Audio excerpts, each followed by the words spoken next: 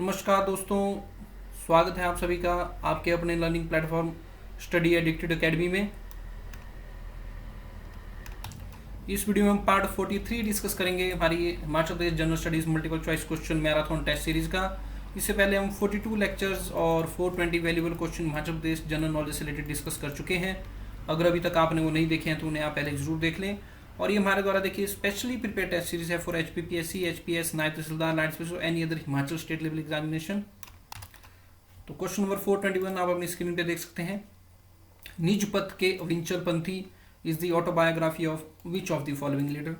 तो निज पंथ के अविंचल पंथी किसकी आत्मकथा है? तो आत्मकथा होती है जो अपनी लाइफ स्टोरी जो है अपने द्वारा लिखना, इसको आत्मकथा जो है बोला जाता है, ऑटोबायोग्राफी बोला जाता है।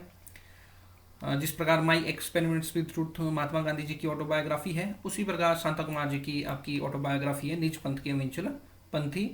तो न्यूज़ में इसलिए थी क्योंकि इसका जो इंग्लिश वर्जन लिविंग माई कन्विक्शन जो है लॉन्च हो गया है। तो ध्यान रखना आपने, चाहे लिविंग माई कन्विक्शन पूछा जाए, चाहे निज पंथ के अविंचल पंथी पूछा जाए, ये दोनों जो आपकी ऑटोबायोग्राफी है शांता कुमार जी की।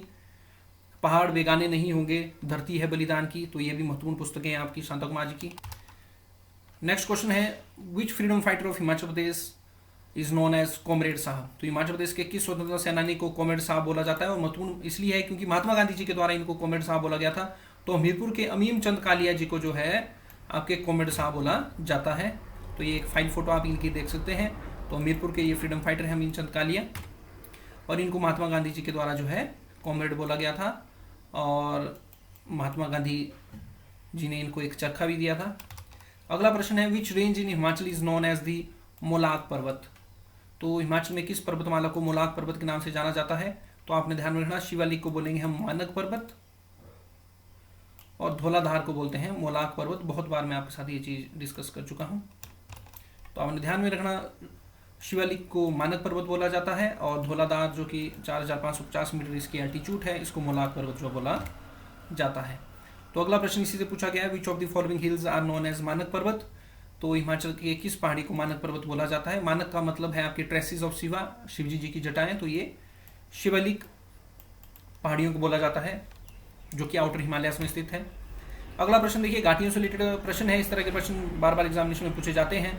तो रूपा घाटी आपने देखना, रूपा वैली जो किन्नौर में है, तो वन के साथ मेरा जो है डी सही मैच हो जाएगा। इसके बाद देखिए सेकंड वन इज लिंगटी वैली। तो देखिए लिंगटी वैली लिंगटी नदी के द्वारा बनाई जाती है। लिंगटी नदी ये आपकी लाहौल स्पीति में बहती है, और स्पीति की ये सहायक नदी है। तो सेकंड के साथ मेरा सी हो जाएगा। तो देखिए फर्स्ट के साथ डी और सेकंड के साथ सी मेरे दो ऑप्शन में है इनमें। अब अगला है इमला बिमला वैली। इमला बिमला वैली बहुत ही महत्वपूर्ण वैली है मंडी की, और मोक्ष धाम ये बनाती है जहाँ पर मिलती हैं। और ये सतलुज नदी की सहायक नदियाँ हैं, इमला और बिमला, दो ये खड्डे हैं या सहायक नदियाँ हैं आपकी सतलुज की। और पब्बर वैली जो है आपकी शिमला जिले में जो स्थित है। तो थर्ड के साथ मेरा जो देखिए बी सही मैच कर रहा है, तो राइट आंसर मेरा जो है सी हो जाएगा, और 4 के साथ ए मैच कर रहा है। एक बार मैप में मैं आपको इनको दिखा देता हूँ। तो ये आप हिमाचल प्रदेश का मैप देख सकते हैं, बार बार आप मैप जरूर देखा कीजिए। तो ये रही हमारा लाहौल स्पीति। लाहौल स्पीति में देखिए चंद्रताल देख 4270 मीटर की ऊंचाई पर स्थित है। और लाहौल स्पीति के ही ईस्टर्न पार्ट में जो है आपको लिंगटी वैली देखने को मिलेगी, लिंगटी घाटी देखने को मिलेगी, और यहाँ से लिंगटी नदी बहती है।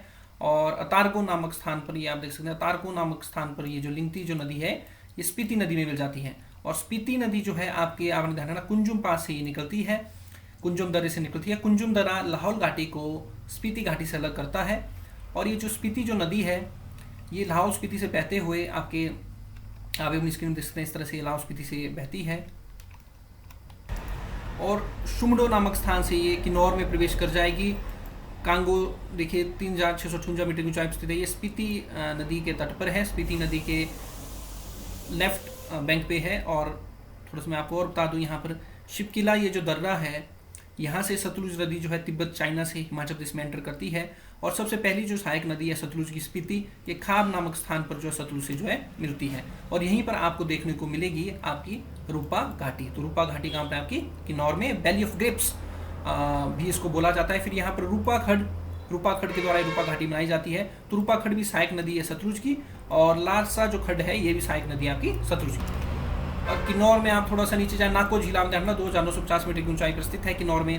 तो थोड़ा सा आप और नीचे जाएंगे तो आपको कालपा देखने को मिलेगा, रिकांगपिओ हेडक्वार्टर है, और यहाँ पर आपको सांगला वैली देखने को मिलेगी जो कि बास्पा रिवर या सांगला रिवर के द्वारा इसको बनाया जाता है। और आपने ध्यान में रखा करछम में जो सांगला जो नदी है या बास्पा जो नदी है ये सतलुज रिवर को ज्वाइन करती है, और करछम में आपको शिप ब्रीडिंग फार्म जो है देखने को मिलेगा। इसी के ही थोड़ा सा आप और नीचे चले जाएंगे तो आपको शिमला में पब्बर जो घाटी है देखने को मिलेगी। यहाँ पर ये चंद्रनाहन झील आप देख सकते हैं, 4,260 मीटर की ऊंचाई के ऊपर यहाँ पर चंद्रनाहन ग्लेशियर भी है।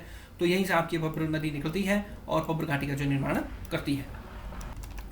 और इमला बिमला वैली का आपने ध्यान रखना, ये करसोग वैली में आपको इमला बिमला जो वैली है ये देखने को मिलेगी।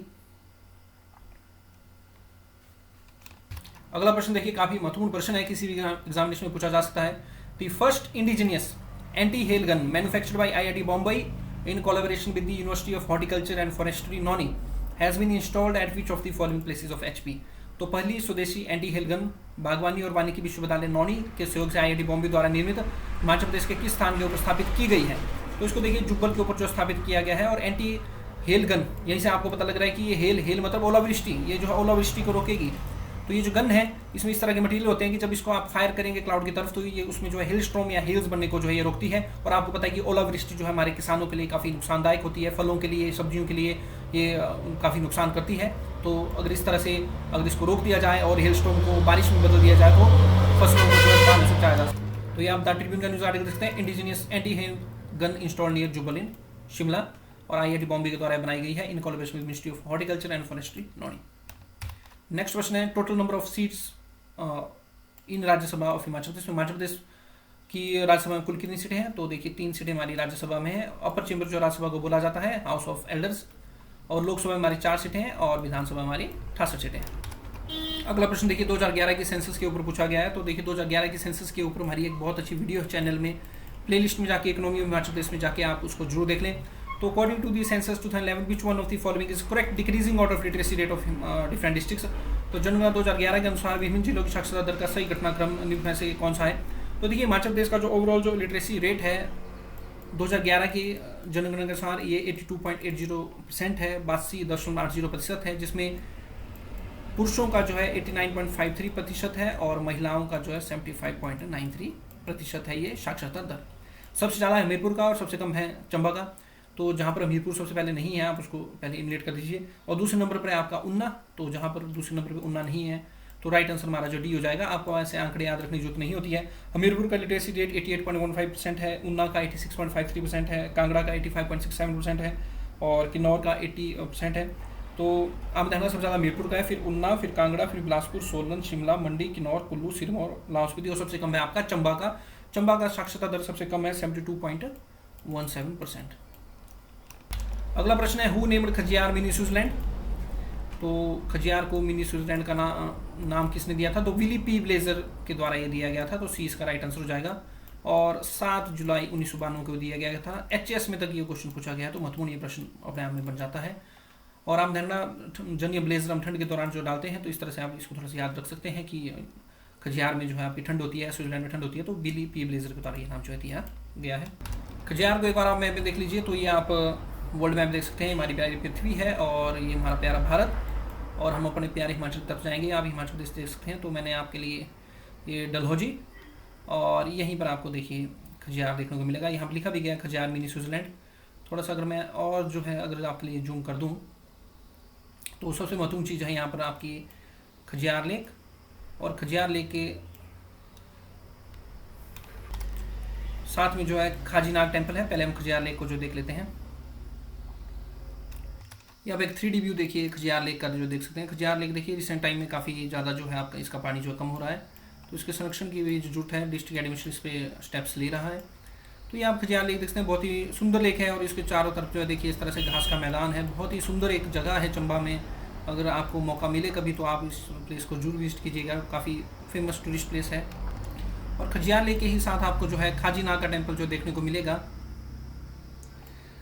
खाजीनाग ये जो टेम्पल है देखिए इसकी खास बात ये है कि इसको जो है जो नर्स बाल्टू थी आपकी राजा पृथ्वी सिंह के टाइम पे, राजा पृथ्वी सिंह जो है लगभग 1641 के आसपास जो है चंबा के राजा रहे, तो उनके कार्यकाल में जो है नर्स बाल्टू थी, उनके द्वारा ये खाजीनाग टेम्पल का जो है निर्माण किया गया था। आप देख सकते हैं खाजीनाग का टेम्पल। और ये जो खाजीनाग का ये जो टेम्पल है ये साइड में आप ये देख सकते हैं, ये पहाड़ी स्टाइल ऑफ टेम्पल आर्किटेक्चर में आपको देखने को मिलेगा। आज का अंतिम प्रश्न, which of the following shrine is known as the Ellora of Himachal Pradesh. तो एलोरा ऑफ हिमाचल प्रदेश जो है किस फेमस तीर्थ स्थान को या मंदिर को बोला जाता है। तो मसरूर रॉक कट टेम्पल जो है कांगड़ा के मसरूर रॉक कट टेम्पल, इनको जो है आपके एलोरा ऑफ हिमाचल प्रदेश में बोला जाता है।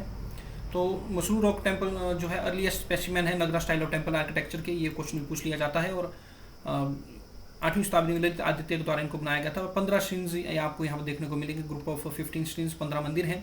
सामने एक झील है इसके, और मेन जो मंदिर है इसको ठाकुर द्वारा बोला जाता है, जहाँ पर रामा लक्ष्मण और सीता की जो है आपको मूर्तियाँ देखने को मिलेगी। और एलोरा हिमाचल प्रदेश को बोला जाता है। एलोरा की गुफाएं आपको महाराष्ट्र में देखने को मिलेगी, अजंता और एलोरा। तो जो अजंता ऑफ हिमालयाज जो है ये आपकी ताबो मोनेस्ट्री को बोला जाता है। महत्वपूर्ण फैक्ट्स हैं ये। मशरूर रॉक का टेम्पल्स को भी देखिए आप मैप में जरूर देख लीजिए। तो ये आप हिमाचल प्रदेश का मैप देख सकते हैं। ये हमीरपुर रहा, और यहाँ पर ये आपको ब्यास रिवर देखने को मिल रही है। महाराणा प्रताप सागर ये डैम कांगड़ा में आपको देखने को मिलेगा। तो यहीं पर अगर थोड़ा सा आप ध्यान रखना, यहाँ पर ये जो महाराणा प्रताप सागर ये जो डैम है इसको ही हम पोंग डैम बोलते हैं, कंफ्यूज में मत आ जाना। तो one of the Ramsar site है हिमाचल प्रदेश की। तो इसी के साथ आप यहाँ पर जो है लाहौलपुर के साथ यहाँ पर मशरूर रॉक कट टेम्पल्स आप देख सकते हैं। तो ये देखिए बहुत ही सुंदर व्यू आप रॉक कट टेम्पल्स का देख सकते हैं। 3D एक व्यू है। सामने इसके जो है इस तरह से एक झील है। तो एक ही चट्टान से बना के इसको बनाया गया है, मोनोलिथिक एक ही है। और मेन जो श्रीन है ये ठाकुर द्वारा है। यहाँ पर राम लक्ष्मण और सीता जी की जो है मूर्तियाँ हैं। So that's the end of this video friends. आप हमारे चैनल को इस तरह से लाइक, सब्सक्राइब और शेयर करते रहिए। Thanks very much for listening. जय हिंद।